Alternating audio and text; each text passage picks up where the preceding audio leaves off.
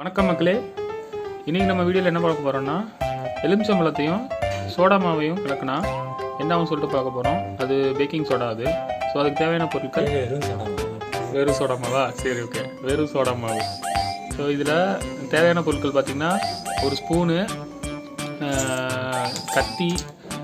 ஒரு எலுமிச்சம்பழத்தை இவ்வளோ பெரிய கத்தியா அப்படின்னு கேட்குறீங்களா? வேறு கத்தி இல்லை, இந்த கத்தி. அப்புறம் எலுமிச்சம்பழம், கொஞ்சோண்டு பேக்கிங் சோடா. சரி, சோடா மாவு. வாங்க வீடியோக்குள்ள போலாம். ஆனா இது புதுசா இருக்குனே, புதுசா.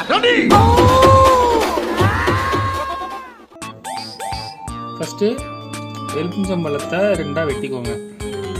இதுல வச்சா இப்படிதான். ஐயோ, போச்சு கத்தி. எலுமிச்சம்பழத்தை வெட்டியாச்சு. ஸோ இதில் இருக்க விதையை நம்ம நீக்கிடுவோம்.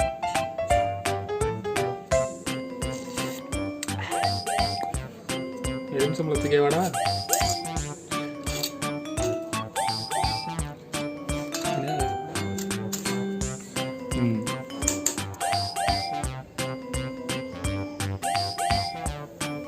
பொங்குப்பா.